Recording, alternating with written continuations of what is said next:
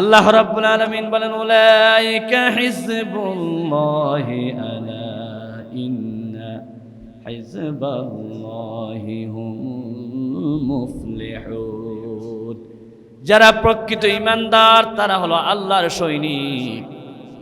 দেশের সেনাবাহিনীরা যেমন দেশ রক্ষা করে, আর আল্লাহর কোরআনের সৈনিক, দ্বীনের সৈনিকরা ঈমান রক্ষা করে, কোরআন রক্ষা করে।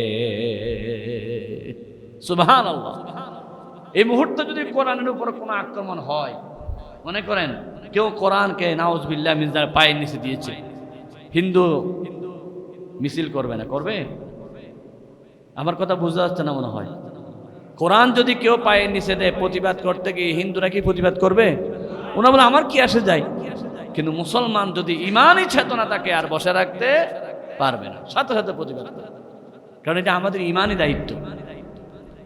সেজন্য আল্লাহ রাব্বুল আলামিন বলেন, ইন্নামাল মুশরিকুনা নাজাসুন ফালা ইয়াকরাবুল মাসজিদাল হারাম। আমি আল্লাহ ঘোষণা দিচ্ছি, সকল মুসলমান পাক, সকল মুশরিক নাপাক। বলেন সকল মুশরিক নাপাক। কোন সন্দেহ আছে? কার তারা কেউ কাবা শরীফের কাছেও আসতে পারবে না। সুতরাং পৃথিবীতে যদি 800 কোটি মুসলমান থাকে, কাবা শরীফে যাইতে পারবে কয় কোটি? 800 কোটি মানুষের মধ্যে শুধু 200 কোটি মুসলমানরা যাইতে পারবে। 2 নাম্বার 200 কোটি মুসলমান থেকে সবাই যেতে পারবে না। আল্লাহ রাব্বুল আলামিন আপনি যেমন আপনার মেয়ের বিবাহতে যাকে পছন্দ করে দাওয়াত দিয়েছেন সে যেতে পারবে, আল্লাহ যাকে মোহাব্বত করে যখন দাওয়াত দেয়, ডাক দেয়, তারাই কাবা শরীফে হজ করতে যেতে পারে। পড়ি আলহামদুলিল্লাহ, সাথে সাথে সালাত ও সালাম পেশ করে আকায়ে নামদার, মদিনার তাজেদার, বিশ্ব মানবতার মুক্তিদূত মুহাম্মদ রাসূলুল্লাহ সাল্লাল্লাহু আলাইহি ওয়াসাল্লাম শুহাদা ইকরামের আত্মার মাগফিরাত কামনা করে আজকের গুরুত্বপূর্ণ বিষয় আমরা শুরু করছি। রমজানে আমরা রোজা সম্পর্কে আলোচনা শুনেছি।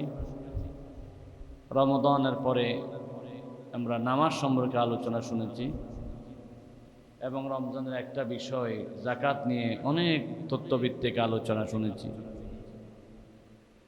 আজকের এই জুমা এবং আগামী জুমা, 2 জুমা আমরা আলোচনা শুনব হজ নিয়ে। যেহেতু ইসলামের মূল ভিত্তি হলো 5টি: ঈমান, নামাজ, রোজা, হজ, যাকাত। আমরা রোজা নিয়ে অনেক আলোচনা শুনেছি, যাকাত নিয়ে শুনেছি, নামাজ নিয়ে শুনেছি। আরেকটা বিধান হজ নিয়ে 2 জুমা আলোচনা শুনব ইনশাআল্লাহ। হজ এটা এত বেশি একটা গুরুত্বপূর্ণ বিষয়। আল্লাহ রাব্বুল আলামিন সালাত, নামাজের ব্যাপারে গুরুত্ব দিতে গিয়ে অনেকবার বলেছেন, কিন্তু আলাদা নামাজের জন্য সূরা নাজিল করেন নাই। নামাজের জন্য আলাদা সূরা নাজিল করেন নাই, সূরাতুস সালাত। রোজার জন্য আলাদা সূরা নাজিল করেন নাই, সূরাতুস সাওম। যাকাতের জন্য আলাদা সূরা নাজিল করে নাই, সূরাতুজ যাকাত। একটা বিষয়ে আলাদা সূরা নাজিল করেছেন, সেটা হলো হজ, সূরাতুল হজ।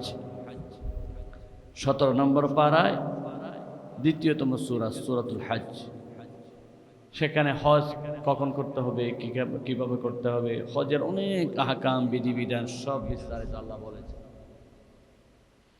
হজ শব্দটি হচ্ছে, হয়তো জবর দিয়ে হয় হাজ্জুন, অথবা জের দিয়ে হয় হিজ্জুন। সৌদি আরবে যারা গেছেন তারা বলে হাজ্জি হাজ্জি হাজ্জি হাজ্জি, হাজ্জিদেরকে হাজ্জি বলা হয়। হাজ্জুন শব্দের অর্থ হচ্ছে আল কসদু ওয়াল ইরাদাতু, সংকল্প করা, নিয়ত করা। শব্দের অর্থ হচ্ছে নিয়ত করা, মনে মনে নিয়ত করা, আমি আল্লাহর ঘরে যাব, আমি আল্লাহর ঘরে মেহমান হব, এবং আরাফাতের ময়দানে হাজিরা দেব। নিয়ত করার নামই হচ্ছে হজ। সেই নিয়তটা যদি পরিপূর্ণভাবে, চূড়ান্তভাবে আদায় করতে পারি, তাহলে হাজি হয়ে যায়। আলহামদুলিল্লাহ।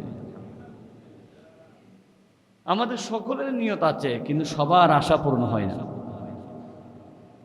আপনার মেয়ে বিবাহ দিচ্ছেন, আপনি মুষ্টিময় দাওয়াত দিবেন, হয়তো 500 মানুষকে দাওয়াত দিবেন, অথচ আপনার সাথে সম্পর্ক আছে 5,000 10,000 মানুষ। 10,000 সবাইকে দাওয়াত দিতে পারবেন না, কারণ আপনার একটা লিমিটেশন আছে। তা আপনি দাওয়াত দিবেন কাকে? 500 জনকে দাওয়াত দিলেন তালিকা করে করে। কাউকে সপরিবার দিতে হবে, কাউকে ব্যক্তিগত দিতে হবে। এটা হচ্ছে আপনার অনুষ্ঠানের জন্য, আপনার ঘরে, আপনার অনুষ্ঠানে, আপনার ক্লাবে, আপনার মেয়ের বিবাহ, ছেলের বিবাহ, আপনি 500 মানুষকে দাওয়াত দিলেন। এবার যদি প্রশ্ন করি আপনি কাকে দাওয়াত দিবেন, প্রথম দাওয়াত দেওয়া শুরু করবেন কাকে দিয়ে? যেটা আপনার বেশি আপন তাকে দিয়ে আপনি দাওয়াত দেওয়া শুরু করবেন। এখন সবচেয়ে বেশি আপন আমাদের তো মা বাপ হওয়া দরকার, কিন্তু আমাদের সমাজে বেশি আপন তো বন্ধু বান্ধব। নবীজি 1,500 বছর আগে যেটা বলেছেন সেটা কি সত্য হবে না? রসুল বলেছেন কিয়ামতে আসবে যখন বন্ধু বান্ধবরা মা বাবার চাইতে আপন হবে তখন। এটা কিয়ামতের একটা লক্ষণ। তাহলে আমি আবার বন্ধুদেরকে দেওয়া শুরু করলাম, মেয়ের জামাইদেরকে শুরু করলাম, আবার মেয়ের ঘরের আত্মীয়দেরকে, ছেলের ঘরের আত্মীয়দেরকে, এভাবে করে আমরা একটা ব্যালেন্স করি একটা অনুষ্ঠান সাজানোর জন্য। অনুরূপভাবে আল্লাহ রাব্বুল আলামিন, আমার তো পরিচয় 10,000 আর আল্লাহ তো সব বান্দা, পৃথিবীতে 200 কোটি 800 কোটি যা মানুষ আছে, 800 কোটি মানুষের মধ্যে আল্লাহ হজে যাওয়ার জন্য দাওয়াত দিয়েছেন 200 কোটিকে। 200 কোটি মানে যারা মুসলমান তাদেরকে। কোনো খ্রিস্টান দাওয়াত পাবে না, হিন্দু দাওয়াত পাবে না, ইহুদি দাওয়াত পাবে না। আল্লাহর ঘরে কারা যেতে পারে? যারা মুসলমান। 1,500 বছর আগে আল্লাহ রাব্বুল আলামিন কোরআনুল কারীমে ঘোষণা করে দিয়েছেন, ইন্নামাল মুশরিকুনা নাজাসুন ফালা ইয়াকরাবুল মাসজিদাল হারাম। নিশ্চয় সমস্ত মুশরিক বলতে হিন্দু, বৌদ্ধ, খ্রিস্টান, ইমানদার ছাড়া সবাই নাপাক। কে বলতেছেন? ভয় লাগতেছে হুজুর, আমি বলতেছি না, কিন্তু আল্লাহ নামটা বলেন না, কে বলতেছেন? সবাই নাপাক। ফালা ইয়াকরাবুল মাসজিদাল হারাম, তারা যাতে কাবা শরীফের কাছেও না যায়। আল্লাহু আকবার। আল্লাহ আগে ঘোষণা করে দিয়েছেন 800 কোটি মুসলমান, 800 কোটি পৃথিবীতে মানুষ আছে, তার মধ্যে 600 কোটি মানুষ কাবা শরীফের কাছেও যেতে পারবে না, হারাম তাদের জন্য। হুদুদ হারাম বলা হয়, যারা হজে গেছেন তারা জানেন। হারাম শরীফের সীমানা প্রায় 1 মাইল পর্যন্ত, এদিকে 1 মাইল এদিকে 1 মাইল। ওই সীমানাতে কোনো হিন্দু, বৌদ্ধ, খ্রিস্টান ঢোকার অনুমতি নেই। অনেকে পরিচয় গোপন করে ঢুকেছেন, আল্লাহ তাকে বেইজ্জত করেছেন। এটা তো তোমার সীমানা নয়। আমার এখনো মনে পড়ে ডক্টর জাকির নায়েক এই ব্যাপারে একটা প্রশ্ন করেছিলেন এক শ্রোতা।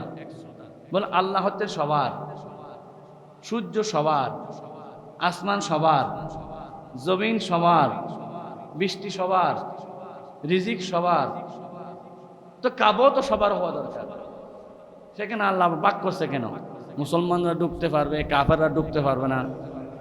এটা তো নাউজুবিল্লাহ, আল্লাহ একটা সাম্প্রদায়িক হয়ে গেলেন। নাউজুবিল্লাহ, মনে হচ্ছে না এরকম? আল্লাহ তো উচিত ছিল সবার জন্য উন্মুক্ত করে দেওয়া কাবা শরীফ, কিন্তু আল্লাহ বলে দিয়েছেন ডাইরেক্ট, ফালা ইয়াকরাবুল মাসজিদাল হারাম। যারা কাফের, ঈমান আনে নাই, কালেমা পড়ে নাই, তারা কাবা শরীফের সীমানার কাছেও যাবে না। সীমানা তো দুটো দূরের কথা, কাছেও যাবে না। ইয়াকরাবু করিব হবে না, নিকট নজদিক হবে না, কাছে যাবে না। আল্লাহু আকবার, কেমন কথা! তিনি সুন্দরভাবে উত্তর দিয়েছিলেন।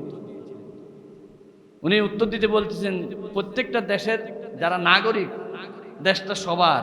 বাংলাদেশ আমি না কেন নাগরিক, আমি এখানে সবখানে যেতে পারবো। একটা দেশে যেমন নাগরিকের সব জায়গায় যাওয়ার অধিকার আছে, আল্লাহর বান্দাদেরও সব জায়গায় যাওয়ার অধিকার থাকা দরকার। কিন্তু প্রত্যেকটা দেশে একটা সংরক্ষিত এলাকা থাকে, সেনাবাহিনী এলাকা। এখানে সংরক্ষিত এলাকা, সবাই ঢুকতে পারবে না। এখানে শুধু সেনাবাহিনী ঢুকতে পারবে, অথবা পারমিশন নিয়ে সরকারিভাবে যে একটা পারমিশন দেওয়া হয় সেই ঢুকতে পারবে। এটা কেন? দেশের নিরাপত্তার জন্য। তো দেশের নিরাপত্তার জন্য প্রত্যেক দেশে যেমন আলাদা এরিয়া থাকে, সেনাবাহিনী এলাকা বা বিভিন্ন এলাকা আলাদা থাকে, আল্লাহ রাব্বুল আলামিনও আল্লাহ রাব্বুল আলামিনের সৈনিকদেরকে মুসলমানদের নিরাপত্তার জন্য আলাদা এরিয়া করেছেন, সেটা হচ্ছে কাবা শরীফ। সুবহানাল্লাহ। এবার দেখছেন কত সম্মান মুসলমানের, একমাত্র মুসলমানরাই সেখানে ঢুকতে পারবে। সেনাবাহিনীরা যেমন ক্যান্টনমেন্টে ঢুকতে পারে, অন্য কেউ ঢুকলে পারমিশন নিয়ে ঢুকতে হয়, অনুরূপভাবে মুসলমানরা ঢুকতে পারবে কাবা শরীফে, কারণ মুসলমানরা হচ্ছে আল্লাহর কোরআন, দ্বীন, ইসলাম রক্ষা করার সেনাবাহিনী। সুবহানাল্লাহ। আল্লাহ রাব্বুল আলামিন বলেন, উলাইকা হিজবুল্লাহি আলা ইন্না হিজবাল্লাহি হুমুল মুফলিহুন। যারা প্রকৃত ঈমানদার তারা হলো আল্লাহর সৈনিক। দেশের সেনাবাহিনীরা যেমন দেশ রক্ষা করে, আর আল্লাহর কোরআনের সৈনিক, দ্বীনের সৈনিকরা ঈমান রক্ষা করে, কোরআন রক্ষা করে। সুবহানাল্লাহ। এই মুহূর্তে যদি কোরআনের উপর কোনো আক্রমণ হয়, মনে করেন কেউ কোরআনকে নাউজুবিল্লাহ মিন যালিক পায়ের নিচে দিয়েছে, হিন্দু মিছিল করবে না? করবে? আমার কথা বুঝতে যাচ্ছে না মনে হয়। কোরআন যদি কেউ পায়ের নিচে দেয়, প্রতিবাদ করতে গিয়ে হিন্দুরা কি প্রতিবাদ করবে? ওনা বলে আমার কি আসে যায়। কিন্তু মুসলমান যদি ইমানই চেতনা তাকে আর বসে রাখতে পারবে না, সাথে সাথে প্রতিবাদ করবে, কারণ এটা আমাদের ইমানই দায়িত্ব। সেজন্য আল্লাহ রাব্বুল আলামিন বলেন, ইন্নামাল মুশরিকুনা নাজাসুন ফালা ইয়াকরাবুল মাসজিদাল হারাম। আমি আল্লাহ ঘোষণা দিচ্ছি, সকল মুসলমান পাক, সকল মুশরিক নাপাক। বলেন সকল মুশরিক নাপাক। কোন সন্দেহ আছে? কার তারা কেউ কাবা শরীফের কাছেও আসতে পারবে না। সুতরাং পৃথিবীতে যদি 800 কোটি মুসলমান থাকে, কাবা শরীফে যাইতে পারবে কয় কোটি? 800 কোটি মানুষের মধ্যে শুধু 200 কোটি মুসলমানরা যাইতে পারবে। 2 নাম্বার 200 কোটি মুসলমান থেকে সবাই যেতে পারবে না। আল্লাহ রাব্বুল আলামিন আপনি যেমন আপনার মেয়ের বিবাহতে যাকে পছন্দ করে দাওয়াত দিয়েছেন সে যেতে পারবে, আল্লাহ যাকে মহাব্বত করে যখন দাওয়াত দেয়, ডাক দেয়, তারাই কাবা শরীফে হজ করতে যেতে পারে। সুবহানাল্লাহ, সুবহানাল্লাহ। তাহলে এই কথা কি আমাদের কাছে ক্লিয়ার নয়? আল্লাহর ঘরে যেতে পারে ওরাই যারা আল্লাহর কাছে প্রিয়, যারা আল্লাহর দাওয়াত পেয়েছে, যারা আল্লাহর অনুষ্ঠানের বিশাল হজের শ্রেষ্ঠ অনুষ্ঠানে যারা আল্লাহর পক্ষ থেকে দাওয়াত পেয়েছে, একমাত্র তারাই যেতে পারে। আবার অনেকজনে পায় দাওয়াত, প্রত্যেক বছর পায়। কিছু মেহমান আছে না, প্রত্যেক বছর দাওয়াত পায়। মেয়ের বিবাহ তো তাকে দাওয়াত দিতে হবে, ছেলের বিবাহ তো তাকে দাওয়াত দিতে হবে, ভাইয়ের বিবাহ তো দিতে হবে না, ওনাকে বাদ দিয়ে দেওয়া যাবে না। বলে মসজিদের হুজুরকে দাওয়াত দিতে হবে, কারণ হুজুর সবসময় আমাদের ঘরে, আমরা তার পিছনে নামাজ পড়ি, সবসময় একটা সামাজিকতা। আগে এগুলো বেশি ছিল। প্রথমে আগে হুজুরকে, মুরগি জবাই করলো আগে হুজুরকে দাওয়াত দিতে হবে না, এটা করতে হবে। এটা একটা আমাদের সামাজিকতা আগে খুব বেশি ছিল, এখন আস্তে আস্তে কমে যাচ্ছে। এই যে আলেম ওলামাদের প্রতি মহাব্বত, এটা হাদিসের মধ্যে আছে। রসুল বলেছেন, সত্যিকার আলেমকে দাওয়াত দাও মানে রসুলকে দাওয়াত দাও। সাহাবা একরাম রসুলকে দিতেন, আর আমরা রসুলকে পাচ্ছি না বলে রসুলের জায়গায় যিনি বসছেন, মিম্বারটা রসুলের জায়গা, মেহরাবটা রসুলের জায়গা, যেহেতু রসুলের জায়গায় উনি আসে, উনির পিছনে নামাজ পড়ি, আগে ওনাকে দাওয়াত দিতে হবে। এটা হচ্ছে নবীর সুন্নত। তাহলে কাবা শরীফে প্রত্যেক বছর যারা দাওয়াত পায় তারা আল্লাহর বিশেষ মেহমান, আর মাঝে মধ্যে যারা যেতে পারে তারাও আল্লাহর মেহমান। আমার মূল কথা আপনাদেরকে বুঝাইতে পারছে কিনা জানি না। হজে ওরাই যেতে পারে যারা আল্লাহ রাব্বুল আলামিনের পক্ষ থেকে দাওয়াত প্রাপ্ত হয়। সুবহানাল্লাহ। এমনি আপনি 7 লক্ষ টাকা দিতেন না, 7 কোটি টাকার মালিক হজে যেতে পারে না। অনেক আছে না, কোটি কোটি কোটি কোটি টাকার মালিক হজ যেতে পারে না, সব জায়গায় যেতে পারে। এটা আল্লাহর পক্ষ থেকে স্পেশাল একটা রহমত আসতে হবে। কারণ আমরা হজে যাই চীনে নয়, জাপানে নয়, আমেরিকায় নয়, রাশিয়া নয়, কোন জায়গায়? সৌদি আরবে। কেন? সেখানে আল্লাহর ঘর আছে। আমরা আসলে হজে যাচ্ছি না, আল্লাহর ঘরে যাচ্ছি। কার ঘরে? আল্লাহর ঘরে। আপনি যেমন মেহমান হয়ে আমার ঘরে আসলেন, আমার ঘরে যখন মেহমান হয়ে আসেন, আপনি আমার যত বড় দুশ্মন হন না কেন, আমার ঘরে থাকা অবস্থায় আমি আপনাকে অপমান করব না। কথায় কথা বলি না, যা যা কিছু হয়েছে, এখন যখন আমার ঘরে চলে আসছে আমি তার কিছু বলতে পারতেছি না। আল্লাহ রাব্বুল আলামিন বলেন ওয়া মান দাখালাহু কানা আমিনা, যত বড় পাপী হোক না কেন আমি আল্লাহর ঘরে ঢুকার সাথে সাথে তার নিরাপত্তার গ্যারান্টি আমি আল্লাহ দিয়ে দিই। ওয়া মান দাখালাহু কানা আমিনা, যারা হেরাম শরীফের কাবা শরীফের সীমানায় ঢুকলো তারাই নিশ্চিত নিরাপদ। কার পক্ষ থেকে নিরাপদ? এমনকি কোনো মশাও যদি সেখানে ঢুকে মশাও মারা যাবে না, মাছিও মারা যাবে না। আমার বন্ধুগণ, পৃথিবীতে সবচাইতে নিরাপত্তা জায়গার নাম হলো কাবা শরীফ। একটা মশা মারা নিষেধ, আপনাকে মশা যদি খেয়ে ফেলে দেখে থাকতে পারবে কিন্তু মারা যাবে না, কারণ এখানে মারামারি হারাম করে দিয়েছেন কে? আল্লাহ রাব্বুল আলামিন বলেন আওয়ালাম ইয়ারাউ আন্না জাআলনা হারামান আমিনা ওয়া ইউতাখাত্তাফুন নাসু মিন হাওলিহিম। আওয়ালাম ইয়ারাউ, আপনারা কি দেখেন না? আন্না জাআলনা হারামান আমিনা, আমি রাব্বুল আলামিন কিভাবে হারাম শরীফের নিরাপত্তা দিয়েছি। আল্লাহ আল্লাহ নিরাপত্তা দিয়েছেন হারাম শরীফ। একটা মশা মারলে আপনাকে একটা ছাগল জরিমানা দিতে হবে। ওই মশা মারতে কামান দাগা হয় নি, মশা মারলে কি দিতে হবে? ছাগল দিতে হবে। মারছেন মশা, দিতে হবে ছাগল। দেখছেন কাবা শরীফের নিরাপত্তা। তাহলে আমরা কাবা শরীফ যাচ্ছি না, আমরা যাচ্ছি কার ঘরে? আল্লাহর ঘরে। এটা যে আল্লাহর ঘর কোনো সন্দেহ আছে? আল্লাহ রাব্বুল আলামিন বলেন ইন্না আউওয়ালা বাইতিন وضع للناس للذي ببكة مباركا وهدى للعالمين। আমার বন্ধুগণ, এখানে আবাসিক এলাকায় অনেক ভাইয়েরা বলে আমি 1 নম্বর বাড়ি করছি, সবার আগে আমি আসছি, বলে না? এই আবাসিক এলাকায় আমি সবার আগে আসছি। আমি যখন আসতেছি তখন উদ্গাস ছিল না, খুব অকেজো ছিল, আমরা এগুলো আবাদ করছি। পৃথিবীতে প্রত্যেক জায়গায় বলে এই জায়গায় আমি আগে আসছি। আমার আল্লাহ বলতেছেন এই দুনিয়ায় প্রথম ঘর আমি আল্লাহ করেছি। ইন্না আউওয়ালা বাইত উদিআ লিন-নাস, পৃথিবীর প্রথম ঘর যেটা বানানো হয়েছে মানব জাতির জন্য, সেই ঘরের নাম কি? কাবা শরীফ। আল্লাহু আকবার। কাবা মানে হচ্ছে উঁচু জায়গা। পুরা পৃথিবী জুড়ে নদীকে নদী, পানিকে পানি ছিল, পানির উপর যে ফেনা হয়, এই পানির উপর ফেনা হতে হতে কাবা শরীফের জায়গার মধ্যে উঁচু হয়ে গেল। পৃথিবীর উত্তর দক্ষিণ পূর্ব পশ্চিম যত জায়গা আছে সবখানে ঠিক মাঝ বরাবর সেই ফেনাটা উঁচু হয়। যেখানে উঁচু হলো সেখানে আমার আল্লাহ রাব্বুল আলামিন দুনিয়া সৃষ্টি করার 1000 বছর আগে কাবা শরীফ তৈরি করেছে। আল্লাহু আকবার। ইন্না আউওয়ালা বাইত, পৃথিবীর প্রথম ঘর, আল্লাযী উদিআ লিন-নাস, এটা ঘরটা বানাচ্ছেন আল্লাহ থাকার জন্য নয়। কার জন্য? মানব জাতির জন্য। অনেকে মনে করবে যে ঘর বাঁধে সে থাকে, কিন্তু একমাত্র আল্লাহ ঘরটা বানিয়েছেন আমাদের জন্য। উদিআ লিন-নাস, মানব জাতির জন্য তৈরি করা হয়েছে। কেন?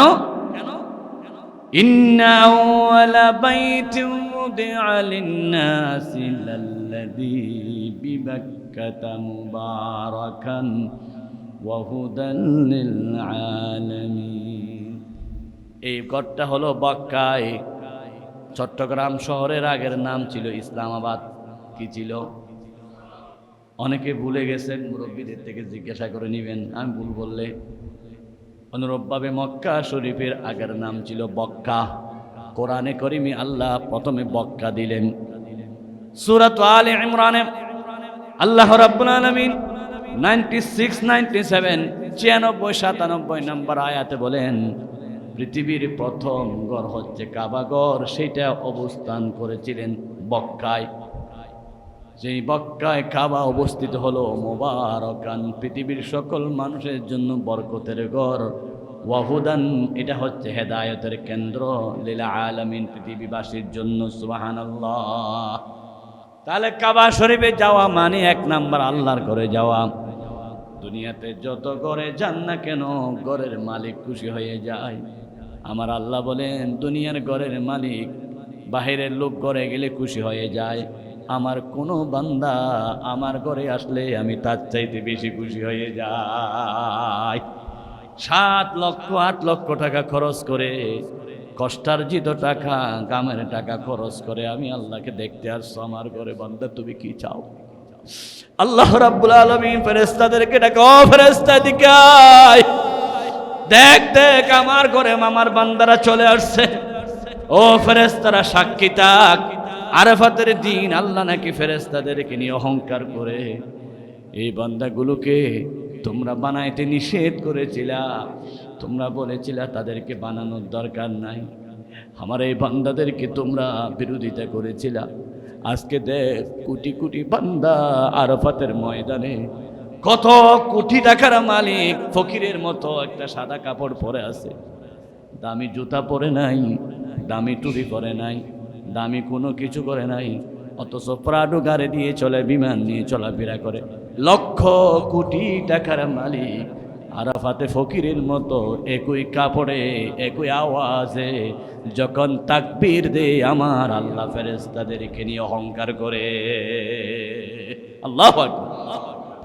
قالوا وتجعل فيها من يفسد فيها ويسفك الدماء ونحن نسبح بحمدك ونقدس لك قال إني أعلم ما لا تعلمون।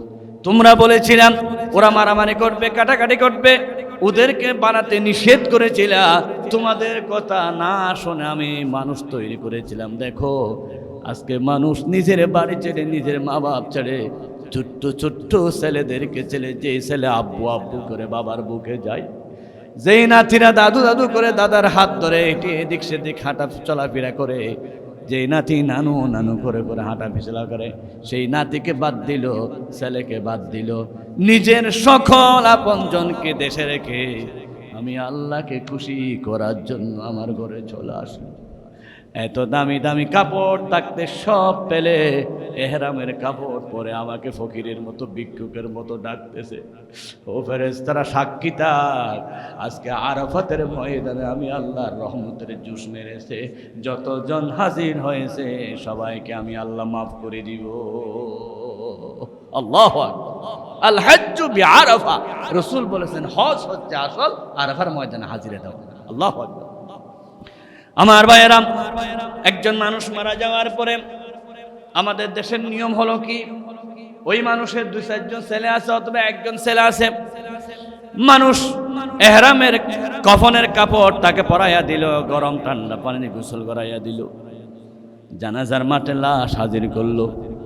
এবার সন্তান বাবার পক্ষ থেকে বলতেছে, আমার আব্বা এলাকায় বড় হয়েছে, দীর্ঘদিন আমার আব্বা এলাকায় ছিল, বলে কিনা আমার আব্বার সব কিছু আপনারা মাফ করে দিয়েন, যদি কেউ লেনদেন পেয়ে থাকেন আমার সাথে যোগাযোগ করেন। এটা হলো জানাজার দৃশ্য। মিথ্যা নাকি সত্য? আমার ভাইয়েরা, সমস্ত জানাজার দৃশ্য হলো বাবার পক্ষ থেকে ছেলে ক্ষমা চাইবে, ছেলে না থাকলে ভাই ক্ষমা চাইবে, ভাই না থাকলে মেয়ে জামাই ক্ষমা চাইবে। ওই লাশের গায়ের মধ্যে কি আছে? কাফনের কাপড়। কাফনের কাপড় সাদা না কালো? সবাই বলেন কি, সিলাইওয়ালা নাকি সিলাইবিহীন? কাফনের কাপড় সিলাইবিহীন। কাফনের কাপড় পরায়া মুর্দাকে লাশ রেখে জানাজার মাঠে মুর্দার পক্ষ থেকে সন্তান হাজির হয়ে সবার কাছে ক্ষমা চাওয়া। আমার নবী বলেন হজ হচ্ছে বরাবর সেম, হজের মধ্যে ওই মুর্দার পক্ষ থেকে আত্মীয় স্বজন ক্ষমা চাইবে না, মুর্দা নিজেই কাফনের কাপড় সাদা কাপড় পরে ফেলবে। সাদা কাপড় পরে আল্লাহর গদ্দরে বলবে, আল্লাহ আমি মারা গেলে আমার সন্তান আমার পক্ষ থেকে ক্ষমা চাইবে, আমি মারা যাওয়ার পরে যে কাপড়টা আমাকে পরানো হবে আমি নিজেই সেই কাপড় পরে ফেলেছি, আমি এখন জিন্দা লাশ, যে হাকিয়াটা আমাকে শোয়ানো হবে সেই হাকিয়ার ভয় আমার ভিতর চলে আসছে। কাফনের কাপড় আর এহরামের কাপড় দুইটাই সিলাইবিহীন। দুইটাই সাদা।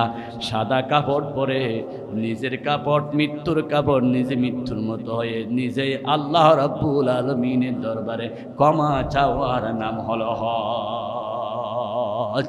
আল্লাহু আকবার। হজের প্রথম কাজ কি পড়া? ইহরাম পড়া। বলেন প্রথম কাজ কি করা? ইহরাম পড়া। ইহরাম না পড়লে হজ হবে? সিলাইওয়ালা কাপড় না, সিলাইওয়ালা কাপড় পরলে হজ? হজের জন্য প্রথম শর্ত ইহরাম। ইহরাম মানে তুমি মরা হয়ে যাও, তুমি কাফনের কাপড় দুনিয়ায় থাকতে পরে ফেলো। দুনিয়ায় কাফনের কাপড় পরে তুমি সিদ্ধান্ত নাও এই কবরস্থানে আমাকে যেতে হবে, আমি কাফনের কাপড় পরে ফেলেছি, এবার তোমার পক্ষ থেকে তোমার সন্তান ক্ষমা চাওয়ার আগে তুমি নিজেই ক্ষমা চেয়ে নাও, আত্মীয় স্বজন থেকে ক্ষমা চেয়ে নাও, আমি কাফনের কাপড় পরেছি, আমাকে মাফ করে দাও। আমার আল্লাহ বলেন হজের মতো হজ যদি হয়ে যায়, নবীর মাধ্যমে, রসুলের মাধ্যমে আল্লাহ ঘোষণা করেন মান হাজ্জা লিল্লাহি ফালাম ইয়ারফুস ওয়ালাম ইয়াফসুক রাজাআ কায়াউমিন ওয়ালাদাতু উম্মুহু। মায়ের পেট থেকে ভূমিষ্ঠ হলে সেই সন্তানের যেমন কোনো গুনাহ থাকে না, আরাফাতের ময়দান থেকে হজ করে আসলে হাজিদের কোনো গুনাহ থাকে না। আল্লাহু আকবার। কি মর্যাদা হজের, কেমন মর্যাদা! হজের 1 নম্বর বৈশিষ্ট্য বলেছিলাম ডাইরেক্ট আল্লাহর ঘরে যাওয়া। 2 নম্বর বৈশিষ্ট্য হচ্ছে ইহরামের কাপড় পরা। 3 নম্বর হজের বৈশিষ্ট্য হচ্ছে হজ মানে কাবা শরীফ তাওয়াফ করা। 3 বার, 4 বার, 5 বার নয়, কয়বার? 7 বার। লাব্বাইক আল্লাহুম্মা লাব্বাইক। কাবা শরীফের যারা পাগল তারা কাবা শরীফের দিকে তাকাইতে পারে না, চোখের পানি ঝরতে থাকে। আল্লাহ কোথায় আসলাম, কোথায় আসলাম? হাজারে আসওয়াদ যেই পাশে আসে, রুকুনে ইয়ামানি যেই পাশে আসে, সেখান থেকে একটা হলুদ লাইট জ্বলে, সবুজ লাইট, সেখান থেকে বিসমিল্লাহি আল্লাহু আকবার পরে তাওয়াফ শুরু করতে হয়। নামাজে যেমন হাত তুলতে হয়, কেন? আমার আল্লাহ মহান বিচারক, আমি আসামি, আসামিরা যেমন হাত তুলে ইশারা করতে হয়, হজের সময় আল্লাহর দরবারে ইশারা করে বলতে হয় আল্লাহ আমি আসামি হাজির, আমি শয়তানের দুখায় পড়ে গুনাহ করেছি, দুনিয়ার লোভে করে গুনাহ করেছি, অন্যায় করেছি, অপরাধ করেছি, আমি আসামি। আমি জানি আমার ঘরে ক্ষমা চাইলে হয়তো তোমার মন গামবে না, তুমি নরম হবে না। আমার ঘর, আমার বাড়ির আত্মীয় স্বজন সব ত্যাগ করে তোমার কাছে চলে আসছি, আল্লাহ তুমি আর কি চাও? বান্দা তোমার ঘরে হাজির, আমি আসামি হয়ে তাওয়াফ শুরু করতেছি। বান্দা যখন নাকি তাওয়াফ করে আল্লাহ খুশি হয়ে যায়। 7 তাওয়াফ কেন?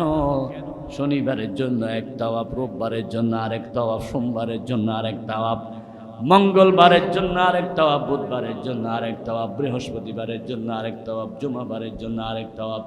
7 দিনের জন্য 7 তাওয়াফ করে আল্লাহ দরবার ওয়াদা করা, আমার অতীত জীবনে যত 7 দিন ছিল, 7 দিনে সপ্তাহ, সপ্তাহের পরে মাস, মাসের পরে বছর, বছরের পরে খবর, আমার পুরা জীবন গোলামি করেছি, অন্যায় করেছি, আমি জীবনে যত শনিবার ছিল, যত ভুল করেছি, আজকে সব মাপ চাই।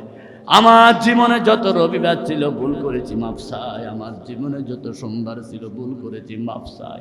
এইভাবে করে 7 দিনের জন্য 7 তাওয়াফ দিয়ে আল্লাহর কাছে কাঁদতে হবে। আল্লাহ তোমার কাবা ধরে ধরে বলতেছি, তুমি যদি আমাকে মাফ না করো আমি এখান থেকে যাব না। লক্ষ লক্ষ বান্দা আল্লাহর দরবারে কাবা শরীফে মাপ পেয়েছে, হাজারো প্রমাণ মিলেছে। আল্লাহু আকবার। 2 নাম্বার, আমার জীবনে ভবিষ্যতে যত শনিবার আছে আর তোমার নাফরমানি করব না, যত রবিবার আছে তোমার নাফরমানি করব না। এই 7 দিনে 7 তাওয়াফের জন্য 7 দিনের জন্য 7 তাওয়াফ করে আল্লাহর কাছে ওয়াদা করা, আমি আমার পুরা জীবনকে তুমি আল্লাহর গোলামির মধ্যে লিপিবদ্ধ রাখবো। আল্লাহু আকবার। বুজুর্গি কি নেহি হামকো জরুরত, গোলাম আপনা বানা হামকো खुदाया, ना अमेरिका ना लंदन से हुल्फत, हमें मस्ते है काबा कर, हमें मस्ते मदीना कर खुदाया, न जाफा से न जरमा से हो निस्बत, हमें उशा के काबा कर खुदाया। ফটিয়ার মুফতি শাহ হুজুর রহমতুল্লাহ আল্লাহর কাছে বারবার বলতেন, আল্লাহ আমেরিকা, লন্ডন, জাপান চাই না, আমি নিউ ইয়র্ক চাই না, আমি চাই তোমার কাবা শরীফের আশেক হয়ে যেতে। হামে উষা কে কাবা করে খুদায়া, আমাকে কাবার আশেক বানাও, মদিনার পাগল বানাও। জুড়ব না আমিন? আমরাও আল্লাহর কাছে দোয়া করি, আল্লাহ তুমি আমাদেরকে মদিনার পাগল বানাও। জুড়ব না আমিন? আমাদের চট্টগ্রামের একটা বীর পুরুষ ছিল আল্লামা সিদ্দিক আজাদ রহমতুল্লাহ আলাইহি, তিনি একটা কিতাব লিখেছেন আসু কাদারিয়া। তিনি সেখানে লিখেছেন যে আমার যখন মৃত্যুর সময় হবে, আমার চোখে সুরমা লাগাইও না, কাফন দিও না, আমার কাপড় দিও না, তবে আর যদি পারো মদিনা শরীফের কিছু মাটি আমার চোখে লাগাইয়া দিও। আমি আল্লাহর কাছে গিয়ে বলবো, দুনিয়ার কোনো সুরমা নাই, আমার মদিনার মাটি আমার চোখের মধ্যে লাগাইয়া এনেছি। মদিনা মদিনা কা সুরমা লাগা দে হামে। আমার মৃত্যুর সময় আর কিছু লাগবে না। আমি যদি রাজা বাদশাহ হয়ে দুনিয়া থেকে মৃত্যুবরণ করি কোনো লাভ নাই। আমি যদি মদিনার কুকুর হয়ে মারা যায়, এটা আমার জীবনের বড় সার্থকতা। আল্লাহু আকবার। हमें मस्त मदीना कर खुदाया, साहिल से लगा दे मेरे इश्क़ों का सफीना, आंखों से देखा दे मेरे मक्का व मदीना। আল্লাহ জীবনে বারবার মক্কা মদিনা যাওয়ার আমাদেরকে সুযোগ করে দাও, মদিনার পাগল বানাইয়া দাও। মদিনার কুকুর যদি বনতে পারে, তার চাইতে বড় ভাগ্যবান আর কিছু না। আমার নবী বলেছেন, দুনিয়ায় থাকতে যদি তোমরা বেহেশতের টুকরা দেখতে চাও, আমেরিকা পাবে না, জাপান পাবে না, লন্ডন পাবে না। দুনিয়ার মধ্যে বেহেশতের টুকরার নাম হলো মদিনা শরীফ। মা বাইনা বাইতি ওয়া মিম্বারি রাউযাতাম মির রিয়াজিল জান্নাহ। আমি রাসূল যেখানে শুয়ে আছি, আমি নবী যেখানে শুয়ে আছি, আর যেখানে মদিনা শরীফের ইমাম সাহেব নামাজ পড়ায়, মাঝখানে জায়গাটা সরাসরি জান্নাতের টুকরা। আল্লাহু আকবার বলেন। আমরা কি জান্নাত দেখতে চাই? বলে চান কি চান না? সরাসরি জান্নাতের টুকরা। কথা কি 100% সত্য নাকি 90%? আরো জোরে। রিয়াজুল জান্নাত তোমায় নবী বলেছে, খাকে শেফার অধিকারী তোমাই করেছে। তোমার বুকে শুয়ে আছে যেই জনা, আমার সোনার মদিনা, আমার শাহে মদিনা। সব ভুলিব কিন্তু তোমায় বলতে পারি না। আল্লাহু আকবার। তাহলে কাবা শরীফ যাওয়ার 1 নম্বর হাকিকত ডাইরেক্ট আল্লাহর ঘরে যাওয়া।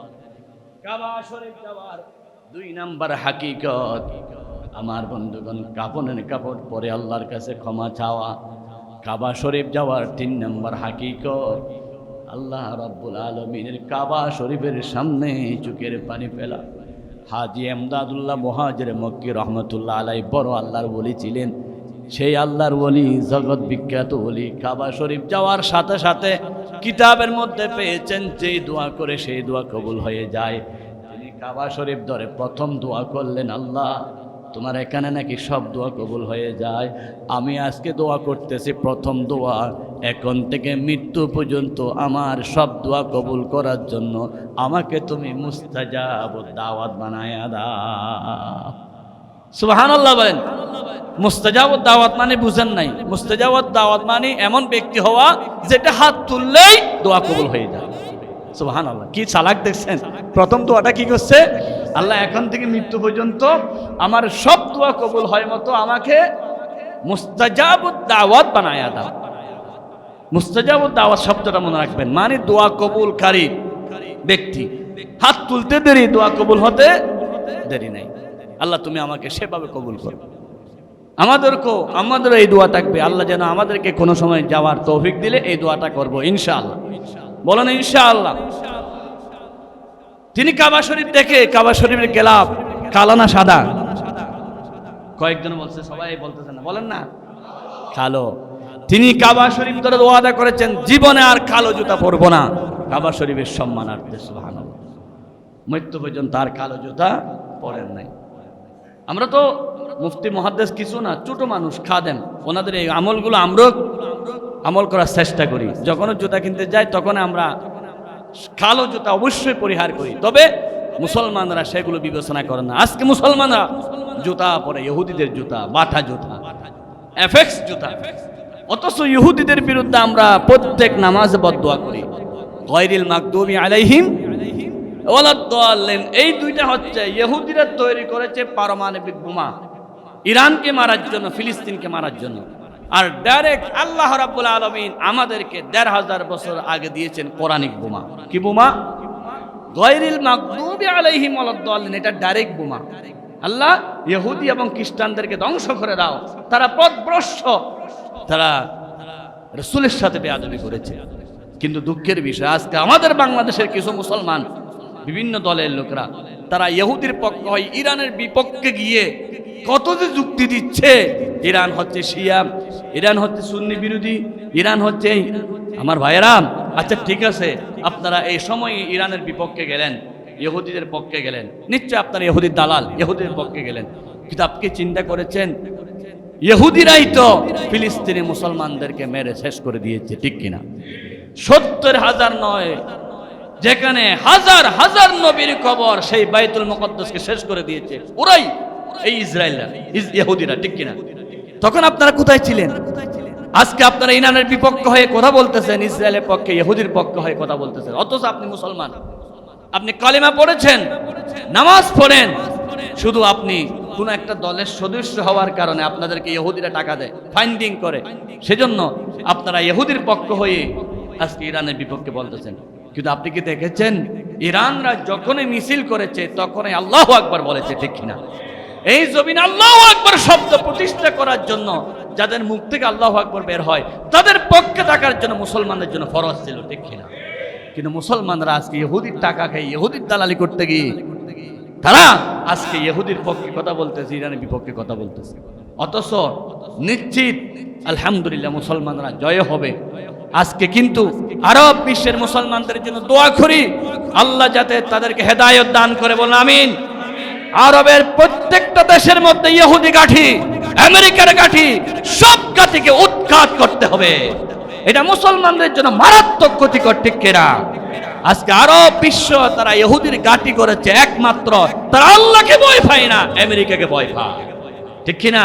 তারা মনে করতেছে আমেরিকা যদি রাজি থাকে কেউ আমাদের উপর আক্রমণ করতে পারবে না, ঠিক কিনা? এই কারণে তারা আমেরিকাকে ঘাঁটি করতে সুযোগ দিয়েছে। ইসলামের প্রথম ঘাঁটি কাবা শরীফ, মদিনা শরীফ সহ এখানে পর্যন্ত আজকে ইহুদিরা ঘাঁটি গেড়েছে, ইসরায়েলরা, আমেরিকারা ঘাঁটি গেড়েছে।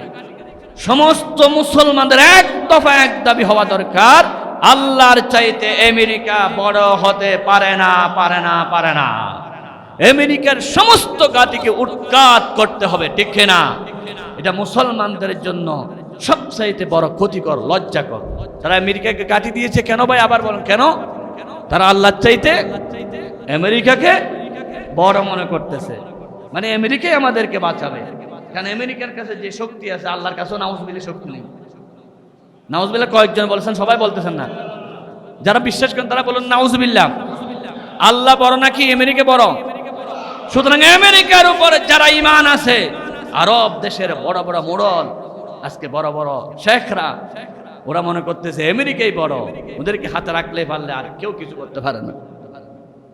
বিশ্বে হাজার হাজার প্রমাণ, আমেরিকা রাশিয়া বড় কথা নয়। আমার আল্লাহ সেই মহান, যে আল্লাহ রাব্বুল আলামিন সবচাইতে বেশি মোহাব্বত করে মুসলমানদেরকে। পৃথিবী অচল তেল ছাড়া, তেল ছাড়া গাড়ি চলে না, তেল ছাড়া মেশিন চলে না। আল্লাহ সেই তেল সম্পদ আমেরিকাকে দিয়েছেন নাকি মুসলমানকে দিয়েছেন? মুসলমানকে দিয়েছেন। মুসলমানরা যদি ঐক্যবদ্ধ হয়ে যায়, তেল সম্পদ রক্ষা করে, আমেরিকা মুসলমানদের কাছে মাথা নিচু করতে বাধ্য হবে।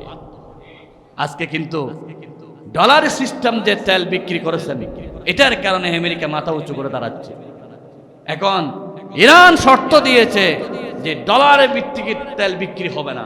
এই শর্ত যদি একমত হয় আরব রাষ্ট্রগুলো, মুসলমান রাষ্ট্রগুলো, যে ডলার দ্বারা তেল বিক্রি হবে না, এরকম একটা শর্ত শুধু, যেটাকে ডলার ভিত্তিক দেশ বলা হয়। ওরা কি করে, আমেরিকাতে নিজস্ব খুশি মতো ডলার বানায়, টাকা বানায়, তারপরে তারা তেল কিনে। এখন 2026 সাল চলে, 2026 থেকে 2066 পর্যন্ত 30 বছর যদি আমেরিকা তেল না কিনে, 1 ঘন্টার জন্য তাদের কোনো যানবাহন বন্ধ হবে না। কারণ এত কোটি ব্যারেল তারা তেল মজুত করে রেখেছে। কারণ তাদেরকে তেল কেনার জন্য ডলার লাগে, ডলার তো তারা তৈরি করে, তারা ডলার তৈরি করে শুধু তেল কিনে রেখেছে। অথচ মুসলমানরা যদি একটি কথা বলতো ডলার দিয়ে তেল বিক্রি হবে না, তাহলে বিশ্বের মধ্যে ডলারের কোনো মূল্যই থাকতো না, ঠিক কিনা?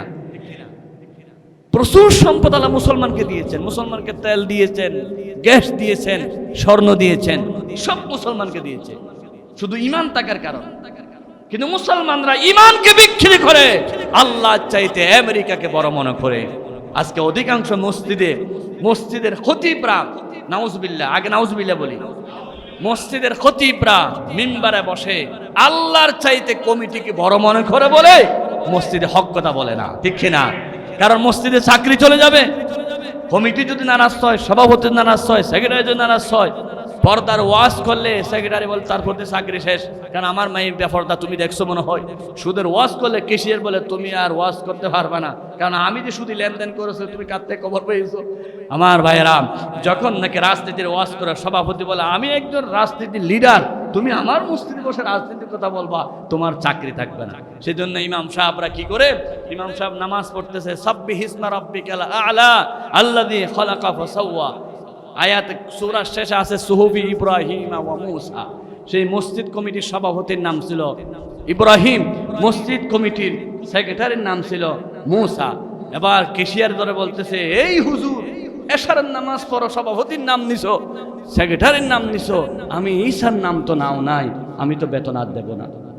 হুজুর 2-1 মাস বেতন বন্ধ হয়ে গেছে, হুজুর বাধ্য হয়ে কেরাত পরিবর্তন করেছে সুহুফি ইব্রাহিমা ওয়া মূসা ওয়া ঈসা। এবার সেক্রেটারি কেশিয়ার বেতন দেওয়া শুরু করেছেন। জোরে বলুন সুবহানাল্লাহ, নাকি নাউজুবিল্লাহ। ভাইয়েরা, হাসির কুরাক দিচ্ছি না, হয়তো আপনারা এই মসজিদে আছেন যে খবর নাই। এই মসজিদে মসজিদ কমিটি এবং কল্যাণ সমিতি একজনও ইন্টারফেয়ার করে না। একদিন আমাকে বলে নাই এভাবে করে ওয়াজ করতে হবে। সেজন্য আমি সব সময়, আমি তো আমার জীবনের শুরু থেকে এ পর্যন্ত আমি প্রায় 34 বছর ওয়াজ করতেছি। এই ওয়াজের কারণে অনেক মসজিদে আমাকে জুলুম করা হয়েছে, একটা দিনের জন্য মাথা নিচু করি নাই। সবাইকে বলেছি কমিটি বড় না, আমার আল্লাহ বড়। কে বড়? আজকে যদি বাংলাদেশের 6 লক্ষ মসজিদের 6 লক্ষ ইমাম যদি বলতো আমার আল্লাহ সবচাইতে বড়, রিজিক তোর হাতে নয়, রিজিক আল্লাহর হাতে, প্রত্যেকটা মসজিদে যদি হুঙ্কার দিয়ে খতিবরা হক কথা বলতো, আল্লাহর কসম কোন বাতিল আজকে মাথা উঁচু করে দাঁড়াতে পারতো না, ঠিক কিনা? যদি বলতো মসজিদে ইসলামের বিরুদ্ধে কেউ কথা বললে নামাজ আমি পড়াবো না, তাকে রাখো। মসজিদে এখন কিছু কিছু খতিবরা দেখা যাচ্ছে, কেউ উঁচুবাচক কথা বললে উনাকে বলে খুতবা তুমি পড়াও। তো তুমি যদি খুতবা পড়াইতে না পারো, তুমি কেন এখানে ইন্টারফিয়ার করো? খুতবাতে কি বলতে না হল হবে না হবে এটা ইমাম বুঝবে, খতিব বুঝবে। সেখানে ইন্টারফিয়ার করা মানে বোকামি ছাড়া আর কিছু নয়, ঠিক কিনা বলেন? সুতরাং আমি আমার সকল ইমামদেরকে মিডিয়ার মারফতে, এই মিডিয়ার মাধ্যমে সব ছড়িয়ে যাচ্ছে, সকল খতিবদেরকে বলি রিজিক কমিটির হাতে এটা মনে করবেন না। রিজিক কার হাতে? এবং আরব দেশগুলোর প্রধানদেরকে অনুরোধ জানায়, আমেরিকা বড় নয়, আল্লাহ বড়। এই কথা যদি বিশ্বাস হয়, 1 সপ্তাহের মধ্যে সব গাটি, আমেরিকার গাটি তুলে দিতে হবে, ঠিক কিনা? এবং জানিয়ে দিতে হবে আমাদের এখানে গাটি করে কোনো মুসলমান রাষ্ট্রের উপর আক্রমণ করা যাবে। বাংলাদেশের সেন্ট মার্টিনও আমেরিকার গাটি হওয়ার খুব কাছাকাছি গিয়েছিল। হয়তো আপনারা সবাই চোখের পানি ফেলে দোয়া করেছেন, আল্লাহ বাঁচাইয়েছেন, আলহামদুলিল্লাহ বলেন। আমরা বেঁচে থাকতে বাংলাদেশকে আমেরিকার গাটি করতে দেব না, ঠিক কিনা? আল্লাহ কবুল করুক, জুড়ব না, আমিন। তাহলে রিজিক কার হাতে ভাই? আল্লাহ রাব্বুল আলামিন বলেন, ওয়া ফিস সামাই রিজকুকুম ওয়া মা তুআদুন। রিজিক জমিনে নয়, রিজিক আসমানে। রিজিক কোথায়? ওয়া মা মিন দাব্বাতিন ফিল আরদি ইল্লা আলাল্লাহি রিজকুহা। এমন কোন জীব নাই, জন্তু নাই যার রিজিকের দায়িত্ব আমার আল্লাহ নেয় নাই। আপনার ঘরে যদি মেহমান আসে 20 জন, কয়জন? 20 জন মেহমান যদি বলে 20 প্রকারের খাবার খাবো, একজনে বলে আমি গরু গোশত খাবো, আরেকজনে বলে আমি গরু খাই না, প্রেসার রোগী, আমি কবুতরের মাংস খাবো, আরেকজনে বলল আমি কবুতর মাংস খাবো না, আমি চিংড়ি মাছ খাবো। 20 জন মেহমান আসলেন, 20 জনের চাহিদা 20 প্রকারের। যেমন আজকের চা খাইতে যখন যায়, একজনে বলে রং চা খাবো, আরেকজনে বলে কফি খাবো, আরেকজনে বলে চিনি ছাড়া খাবো, আরেকজনে বলে চিনি দিয়ে খাবো। চাহিদা ভিন্ন ভিন্ন আছে কি নাই? আপনি 20 জন মেহমান আসছে, 20 জনের 20 প্রকারের চাহিদা। কয়দিন মেহমানদারি করতে পারেন? হয়তো 2 দিন, না হয় 3 দিন, 5 দিন। আমার আল্লাহ বলেন তোমাদের জমিদারি শেষ হয়ে যাবে এক একজনের মেহমানদারি এক এক ধরনের করতে। কিন্তু আমি রব্বুল আলামিন পৃথিবীতে 18,000 নয়, কোটি কোটি প্রাণী আছে, এক এক প্রাণীর খাবার এক এক রকম। আমি রব্বুল আলামিন আসমান থেকে সকল প্রাণীর খাবার ব্যবস্থা করে দিই। আল্লাহু আকবার। একটা তিমি মাছ সাগরের মধ্যে দুধ খায়, গরুর দুধ 45 মণ। আল্লাহু আকবার বলেন না? আচ্ছা, পৃথিবীতে কেউ বলতে পারবে সাগরের ভিতর গরু আছে? তো 45 মণ দুধ এগুলো কোথায় পায়? গরু তো নাই, ফার্ম নাই। আর তিমি মাছটা একটা নয়, লক্ষ লক্ষ তিমি মাছ, কয়েক হাজার কোটি গুণ শুধু দুধ লাগে তিমি মাছগুলো ফালতে। আমার আল্লাহ রাব্বুল আলামিন বলেন 45 মণ দুধ খায় একটা তিমি মাছ। সেরকম কোটি কোটি তিমি মাছের কোটি কোটি মণ দুধ আমি আল্লাহ রেডি করে দিই। তাও সুবহানাল্লাহ বলবেন না? পিঁপড়ার খাবার একরকম, বাঘের খাবার একরকম, সব জন্তুদের আলাদা আলাদা খাবার। পৃথিবীতে মানুষ এবং পিঁপড়া 2 জাতি ছাড়া কোনো জাতি খাবার সংরক্ষণ করে না।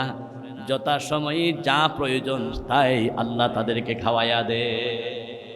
কোন জাতির ব্যাংক ব্যালেন্স নাই, শুধু ব্যাংক ব্যালেন্স আছে কার? মানুষের। আর পিঁপড়া কিছু খাবার নিয়ে রাখে, আর কোন জীবজন্তু খাবার রাখে না। রাসূল করিম সাল্লাল্লাহু আলাইহি ওয়াসাল্লামের যুগে আশআরী নামক এক দল, বিশাল এক দল নতুন কলমা পড়ে মুসলমান হয়েছে। আল্লাহর হাবিব বলেছেন তোমরা কলমা পড়ে মুসলমান হয়েছ, তোমরা তোমাদের এলাকায় চলে যাও, সেখানে দ্বীন প্রচার করো। তারা তাদের এলাকায় চলে গেলেন, কোরআন পড়া লাগলেন, হাদিস পড়া লাগলেন। তারা যেহেতু মুসলমান হয়েছে, খাবার দাবার বেশি ছিল না, যা খাবার জমা ছিল 2-3 দিনে খাবার শেষ হয়ে গেছে। তাদের দলীয় প্রধান দাঁড়িয়ে বললেন আমাদের তো খাবার নাই, এখন কি করতে পারি? রাসূলুল্লাহর কাছে একজন লোক পাঠাইয়া দেন। আল্লাহ রাসূলকে বলেন আমাদের এলাকার সবার জন্য খাবার পাঠাইতে। রাসূল তো খাদ্যের বস্তা নিয়ে বসে নাই। 2 জন লোক যখন রাসূলের কাছে খাবারের আবেদন করতে গেলেন, তখন রাসূল কোরআন শরীফ পড়তেছেন, ওয়ামা মিন দাব্বাতিন ফিল আরদি ইল্লা আলাল্লাহি রিজকুহা। কোরআন পড়তে পড়তে আয়াতটা বড় করে বললেন। ওই 2 জন লোক আরবি বুঝে। 2 জন লোক বলতেছে খাবার তো রাসূলের কাছে না, খাবার তো আল্লাহর কাছে। বলে রাসূলকে বলে লাভ নাই, চলো জায়গা। ওই 2 জন নবীকে খাবারের অভিযোগ না দিয়ে চলে গেলেন। এলাকার লোকেরা মনে করতেছে রাসূলের ভান্ডার থেকে খাবার নিয়ে আসবে। 2 জন লোক এসে বসলেন এক জায়গায়। দেখা যাচ্ছে পিছন দিক থেকে একজন লাই করে রুটির বস্তা, আর একজন মাংসের টুকরি নিয়ে আসছেন। আসার পরে সবাই মন খুলে গেলেন। এলাকাবাসী সবাই জানে রাসূল পাঠাইছে। ওই 2 জনে জানে রাসূলকে বলেও নাই। খাইতে খাইতে সবাই খাওয়ার পরে খানা কিছু বেঁচে গেল। একজন পরামর্শ দিচ্ছে এই বাসা খানাগুলো নবীর কাছে পাঠাইয়া দাও, যেহেতু নবী আমাদের জন্য পাঠাইছে, আমরা অবশিষ্টগুলো নবীর কাছে পাঠাইয়া দিই। আল্লাহ নবীর কাছে অবশিষ্ট খানাগুলো গিয়ে বলতেছেন ইয়া রাসূলুল্লাহ, আপনি যে খাবার পাঠাইছিলেন সব খাইতে পারি নাই, অনেক মজা হয়েছে, কিছু খাবার আপনার জন্য নিয়ে আসছি। নবীজি মুস্কি হেসে বলেন আমি তো খাবার পাঠাই নাই। ওই 2 জন লোক বলে রাসূলকে দিলাম কি? রাসূল তো আমাদের জন্য পাঠাই নাই, কে পাঠাইছে? বলে আমরা 2 জন রাসূলকে বলি নাই। রাসূল যখন কোরআন শরীফ পড়তেছে, এই আয়াত যখন বললেন ওয়ামা মিন দাব্বাতিন ফিল আরদি ইল্লা আলাল্লাহি রিজকুহা, এই আয়াতটা শুনে আমরা চলে গেলাম আল্লাহর কাছে, খানা চাইলাম, 2 হাত তুলে বললাম আল্লাহ তুমি খাবার দাও। আমার আল্লাহ কুদরতি ভাবে রুটি এবং মাংস পাঠাইয়া দিয়েছে। সেই আল্লাহ মনে হয় এখন ব্যস্ত, রিজিক বন্ধ নাকি মোবাইল বন্ধ? আমার কাছে মোদের যখন যা প্রয়োজন তাই করো দান, খোদা তুমি মেহেরবান, তোমার মতো নাই দরদি নাই রে দয়াবান, খোদা তুমি মেহেরবান। যখন যেটা লাগে সেটা কে দিবেন। সুতরাং আল্লাহকে ভয় করে হক কথা বলতে হবে। এই মিম্বার কোনো কমিটির নয়, এই মিম্বার রাসূলুল্লাহর মিম্বার। আল্লাহ যেন আমাদেরকে হক কথা বলার শোনার তৌফিক দান করে। তাহলে হজের ব্যাপারে আমি যে কথা বলে কনক্লুশন টানতে চাই সেটা হলো, হজ হচ্ছে রিজিক পাওয়ার সবচাইতে শ্রেষ্ঠ মাধ্যম। রাসূল বলেছেন যাদের করে বেশি অভাব আছে তারা যদি কষ্ট করে কাবা শরীফ যেতে পারে সমস্ত অভাব দূর করে দিবেন। আল্লাহু আকবার। এবং রাসূল বলেছেন পৃথিবীতে কোনো ইবাদত একজনের জন্য অপরজন করতে পারে না। আপনার বাপ মারা গেছেন, নামাজগুলো আপনি পড়লে হবে না, একমাত্র হজ। কোন সন্তান যদি বাবার জন্য হজ করতে চায়, কোন সন্তান যদি মায়ের জন্য হজ করতে চায়, ডাইরেক্ট মা করলে বাবা করার সমান সওয়াব আল্লাহ দিয়ে দিবেন। সুবহানাল্লাহ। আপনি যখন পারেন না কোনো অভিজ্ঞ আলেম দিয়ে, সেটাকে বদলি হজ বলা হয়। কি বলা হয়? বদলি হজ। আপনি চাইলে আপনার মায়ের জন্য বাবার জন্য বদলি হজ করাতে পারেন কোনো অভিজ্ঞ আলেম দিয়ে যদি এটা করা হয়। যেমন আমাদের ডক্টর গিয়াসউদ্দিন তালুকদার সাহেব, চট্টগ্রাম বিশ্ববিদ্যালয় আরবি বিভাগের প্রধান, আলহামদুলিল্লাহ উনি অনেক বড় স্কলার, অনেক বড় আলেম, এবং সমগ্র বাংলাদেশের সকল ব্যাংকের চেয়ারম্যান ছিলেন উনি, সকল শরিয়া বোর্ডের প্রধান ছিলেন, অত্যন্ত দক্ষ অভিজ্ঞ। আমাদের উস্তাদ এখানেও আসছিলেন, আলহামদুলিল্লাহ। উনি এটা ব্যবস্থা করেন 2024 সালে 17 জন আলেম নিয়েছে শুধু বদলি হজ করার জন্য। আলহামদুলিল্লাহ বলেন। প্রত্যেক বছর এরকম কিছু আলেম, উনি বলতেছেন বদলি হজটা আলেমকে দিয়ে করাইলে ভালো, কারণ এখানে যত নিয়ম কানুন আছে সাধারণ মানুষে সেটা জানে না। আলেমকে দিয়ে করালে আলহামদুলিল্লাহ এটা বেশি ভালো। উনি আলেমদেরকে বেশি গুরুত্ব দেন এবং ভালো ভালো আলেম দিয়ে আপনার মা আপনার বাবার এই হজগুলো উনি করান। আলহামদুলিল্লাহ এটা বদলি হজ। ওনার হজে কাফের নাম হচ্ছে হজ্জে বাইতুল্লাহ। আগামীকাল সেই হজ্জে বাইতুল্লাহর অত্যন্ত চমৎকার অনুষ্ঠান চুস পার্কে হজের প্রশিক্ষণ দিবে, এবং আরেকটা হজের প্রশিক্ষণ দিবে ওই যে পুরান স্টেশন আছে, রেল স্টেশন, সেখানে একটা হোটেল সৈকত, সেখানে সকাল 9টা থেকে হজ যাত্রী কল্যাণ পরিষদের পক্ষ থেকে সেখানে হাজিদের প্রশিক্ষণ দেওয়া হবে। আপনারা যারা পারেন যাবেন এবং হজ সম্পর্কে শিখবেন ইনশাআল্লাহ। ইনশাআল্লাহ আল্লাহ যদি দয়া করেন, আপনারা দোয়া করেন। এবছর আমিও যাওয়ার নিয়ত করেছি, হয়তো 19 তারিখ, এই মাসের 19 তারিখ ফ্লাইট হওয়ার সম্ভাবনা বেশি। এজন্য হজের কথা আগামী জুমায় বিস্তারিত বলবো ইনশাআল্লাহ। পরের জুমা থেকে হয়তো আমি আর থাকতে পারবো না, যেহেতু হজের সফর আল্লাহ যদি কবুল করেন। ইনশাআল্লাহ আপনাদের কাছে এখন থেকে দোয়া চেয়ে নিচ্ছি। আল্লাহ রাসূল বলেছেন যারা হজ করে তাদের সব গুনাহ মাফ, এবং তাদের কাছে যারা দোয়া চায় হাজিদের কাছে, হুজুর আপনি হজ যাচ্ছেন আমার জন্য দোয়া করবেন, রাসূল বলেছেন আল্লাহুম্মা ইগফিল হাজ ওয়া লিমান ইস্তাগফারা লাহুল হাজ। আল্লাহ হাজিকে মাফ করো এবং হাজির কাছে যারা দোয়া চায় সবাইকে মাফ করো। এটা ডাইরেক্ট বুখারী শরীফের হাদিস।